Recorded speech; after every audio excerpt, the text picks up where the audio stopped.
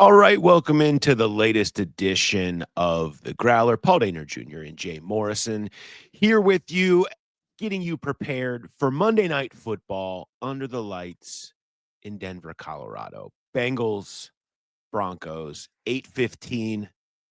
The big boys, Buck and Aikman, on a beautiful Monday Night Football slate that football fans everywhere are buzzing about.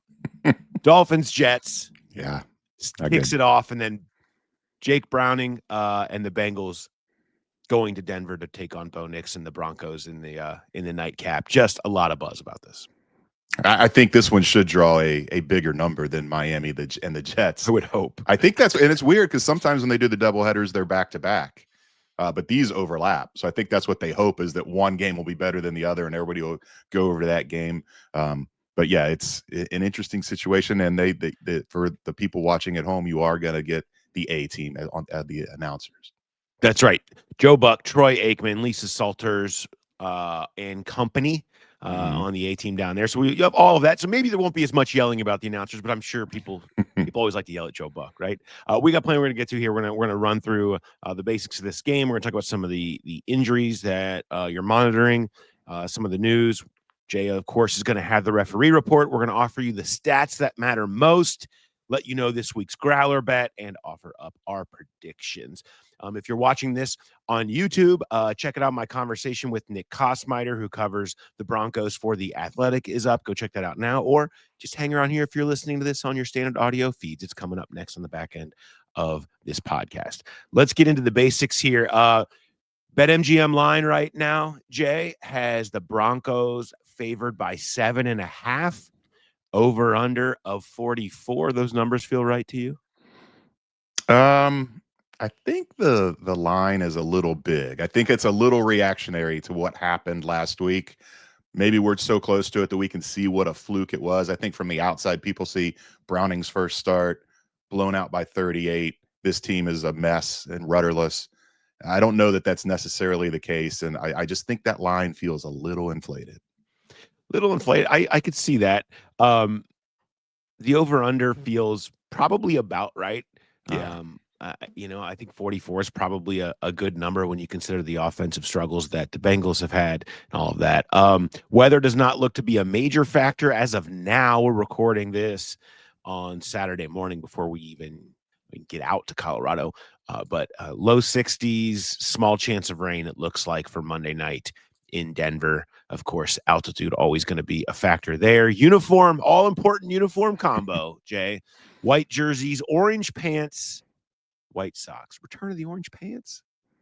They're actually on a nice little run here. They started 0-3 in orange pants, and now they've won 3 in a row in orange pants, and it's kind of turned into their go-to primetime outfit. So, yeah, I know people hated it because of the way it started, but the orange pants haven't been so bad lately. 3 in a row in orange pants. You heard it here first. Last meeting against the Broncos was that wild one at Paycor back in December, 30-24 overtime win, the T. Higgins game, as it's probably known. They last played in Denver during the 2021 season back in December of that year. They won 15-10. I believe that's known as the Khalid Kareem game. Yes. Raised the fumble on Drew Lock that turns kind of that whole season a little bit toward into that playoff run. A gutsy win there. Back in 2017, they went to Denver. Dre Kirkpatrick had an interception that should have gone the length of the field for a touchdown, but just fumbled it. Just the ball just flew out of his hands. Right, nobody touched him. Nobody touched it. But it's still a fun game. The Bengals ended up winning that game 22-17. As far as injury news, in this one, Shamar Stewart looks like he's going to be out. That was essentially said as much this week. We'll be waiting on Noah Fant because he's in concussion protocol. So we'll see if he starts to work his way out of that. If he gets past the last test, those things are always, I believe a Marvin Lewis word for that was nebulous. Weather. Cloudy. Yeah. So we'll see. Keep an eye out on that as it gets closer. Just keep it locked to our feeds on X, and we'll have all the updates on that. Cam Taylor-Britt looks like kind of like a game time decision. There's certainly a lot of trending up happening there where they think that Cam could get in. Zach Taylor saying earlier this week that he felt like Cam, the extra day could really help him be able to get out there and play. But again, he feels very game timey to me. Keep an eye for more on that. Looks like Jalen Rivers is probably going to start at right guard in place of Dalton Reisner. Dalton is healthy, but I think they're looking for something new. And Rivers didn't do anything alarming, according to Zach Taylor, when he was in the fourth quarter last game, and that's considered a victory these days. Referee report, Jay. What do we got for the ref report? So this week's referee is Alex Moore, and if that name doesn't ring a bell for those of you that follow the referees in the league, there's good reason for that. He's only done 3 games as a referee in his career. He joined the NFL in 2022. This is his first year as a white hat, a head referee. So no real history with this guy. He has worked a couple Bengals games as an umpire.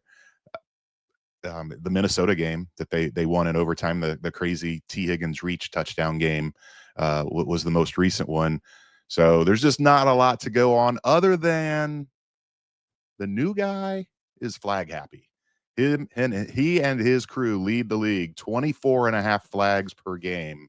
Gross. 20 and a half have been accepted. So 143 and a half penalty yards per game. That only ranks 4th. So they're calling the smaller penalties, but that is a lot of penalties. It's a small sample size, 3 games, but notable that the rookie ref is a little bit flag happy. New guy trying to make his boss happy. I see how it is. I don't like it one bit. All right, let's get to the stat that matters most to you in this game, Jay. I'm going to go, same thing last week. The yards per carry is huge. They've got to establish the run, but I'm going to go in a little different direction this week and go with T. Higgins targets. Okay. I wrote about this yesterday. His targets, his receptions, his receiving yards, and he has a touchdown already. All 4 of those are the lowest of his career through 3 games. They have just not got that guy going. And the Bengals are 6-0 in the last 6 games when T. Higgins has at least 5 targets. They've won 13 of 18 when he has at least 5 targets. They've got to get him involved, especially in this game, because you figure Patrick Surtain, the defending defensive player of the year, you don't see that from cornerbacks a lot. He's probably going to be one-on-one with Jamar Chase a lot of the night, or if not, he might be getting some help, but he's going to be following Jamar Chase, you would think. So this is going to be on T to kind of spark this offense, and you don't want to have Jake Browning dropping back a lot and just waiting for go balls. But I think they can really make some hay with throwing some wide receiver screens to T, those quick little slants that they throw to him. He's so good, so strong with his hands over the middle. Get him involved early and often, and I think that could be a key to not only getting this offense going, but working in reverse. Last week, they tried to get the run game going to open up the pass game and be a little more conservative against that aggressive Vikings defense. I think you come out throwing in this game, get T involved, and then maybe that opens things up for Chase Brown in the running game. Yeah, we know what happened last time they played these guys. I'm curious to see what Denver and Vance Joseph's reaction to last year's game is going to be, where T just torched them. Do they have a different feel? Is it one-on-one with Surtain and Chase and a double team on T all day? Like, how do they approach how last year's strategy got burnt in terms of adjustments? Is going to be a really fascinating thing to be keeping an eye on as this game unfolds. And you're right, like you at some point you have to be getting T. Higgins involved, and no better game than this one where you're playing a team where he's kind of had their number a little bit. For me, stat that matters in this one, it is going to be getting Jake Browning's pressure rate down to around the league average. Denver has arguably the best pass rush in the league. They just were in Justin Herbert's face all week last week. They're just 14 hits and 5 sacks. And these guys are ferocious. They have 5 different defensive linemen with win percentages over 14%. They come from everywhere. They're all talented. You're going to have one-on-ones where their Bengals are going to be in mismatches. Whether it's quick game, whether it's under center play action, whether it's, throwing, just couple step drops, whether it's running the ball, whatever it is that they have to do to take the pressure off of Jake Browning. He has played so poorly under pressure, really throughout his career, but certainly this year, and we saw it very clearly last week.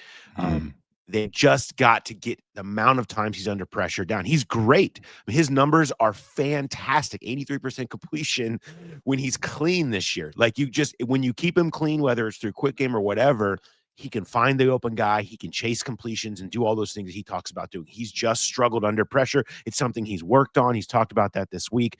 They've got to help him. This Denver pass rush will eat this game up if the Bengals let it. So however they got to do that, keep that pressure rate down is going to be critical. I'm with you on that. Growler bet this week, Jay. Send your Growler bet submissions into the Growler podcast at gmail.com, and you can win drinks on me at one of our live shows down at BetMGM and Tom's Watch Bar down at the Banks, where our next live show will be on the 5th.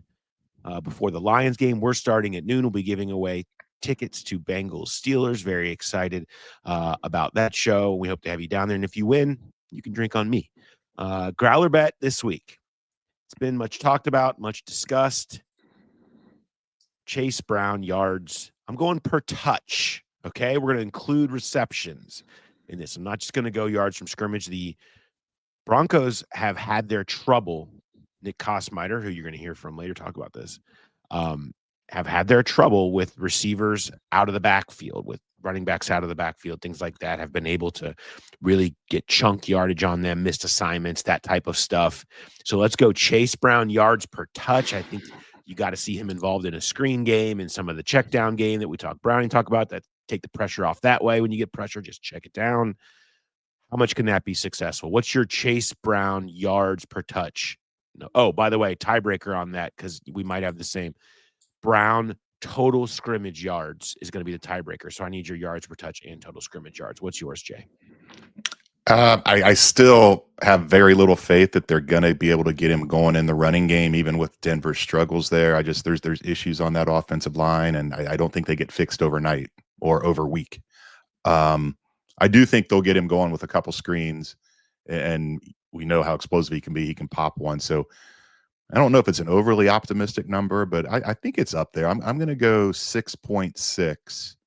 I don't know how many, maybe 3 or 4 receptions in this game. Total scrimmage yards, I'll go 88. 88.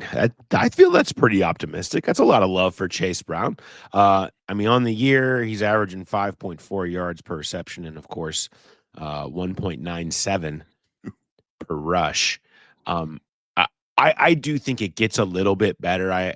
I'm with you on that, but I still think they have a long way to go. To me, the key is going to be if he can pop a check down, if he can pop a screen, whatever that is. I feel like, to me, that's what it's going to be, whether this number gets up there or not. I'm going to say for right now, maybe he gets a couple, just knowing what Nick has talked about with Denver's struggles and their linebackers' struggles in that area. So I'll go right on what, a little bit below what his receiving number is. I'll say 5.2 per touch, and I'll get him up there. I'll just say 58. 58 feels like a good number to go with there. So, all right. On that note, remember the Growler podcast at gmail.com. Send in your submissions to us, something funny in the subject header. We love to read those and laugh a little bit about that. Prediction, Jay, what do you got? So I said I thought this point spread was inflated. I'm with you. I think the over under is right about where it should be. I think Jake Browning talking about chasing completions, but also talking about chasing incompletions and throwing the ball away and making sure he's not throwing interceptions, and you do that, and sometimes it leads to more punts, and I don't see this being an explosive, high-scoring game. I think it's going to be close. I don't think the Bengals defense hasn't been horrible. 48 points looks horrible, obviously, but 2 defensive touchdowns. We all know how that game played out, and this Denver offense isn't really going to scare anybody at this point. So I think they keep it close. I think they keep it low scoring. But I do think Denver wins this in the end. Not necessarily a walk-off field goal, but a fourth quarter score change. Denver 23, Bengals 20.